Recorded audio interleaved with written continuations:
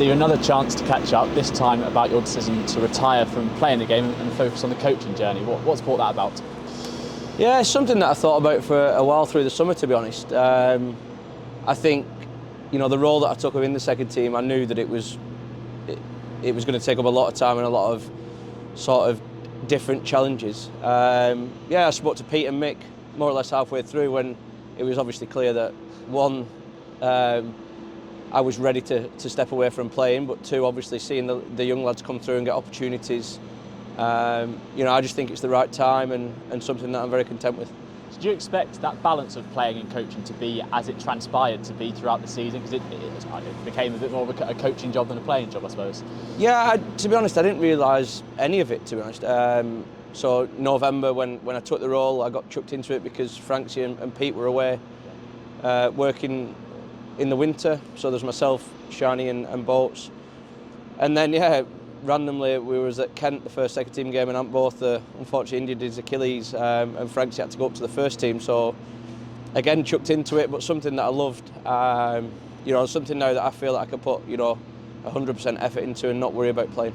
Is that always the best way for it to come about then, just sort of being chucked into the deep end and sink or swim?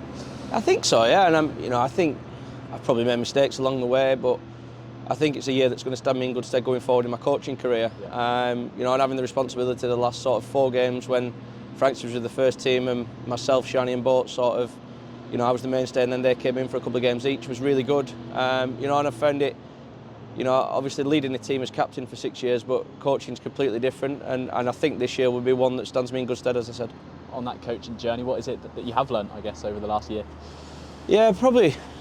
You've got a lot more time than you think, so speaking to players, there's a lot more goes on behind the scenes than you think, so you obviously have to wait for the first team to be selected before you put out messages about the second team, dealing with players who are on the fringe or wanting to get close to the first team. But I think I said in numerous interviews that what I wanted to do was try and bridge that gap so it wasn't a big shock when people went up to the first team. I'm seeing people like Freddie and Farhan do well, and other players like King and Martindale get opportunities, and hopefully there's more of them to come. And will there be anything you can do over the next 6 months in the winter, especially now that you are dedicated to being a coach rather than a playing coach? Yeah, well, I don't know. I suppose again it's one of them where we'll have to wait and see. I've just been lucky enough to be accepted on level 4, so I've got that to start in October, November, which will be, that's exciting to get another sort of level up the chain and hopefully do that over the next couple of years. But I'll just try and continue on what we've done and take leads from sort of Pete, Francie, Shani and Boats, and see how we can improve players and get them ready for April ultimately. For those that aren't aware of the coaching sort of pathway, as it were, what does a level 4 ask of you? What have you done in level 3? I've spoken to a few guys who have done it, and they say it's a brilliant couple of years, and meet other coaches who are aspiring to do the same as you. But yeah, it's something that I'm really looking forward to. Looking into different aspects of coaching and leadership, and hopefully I can bring that here to Notts. And that transition out the other side of playing, is it something you'll miss?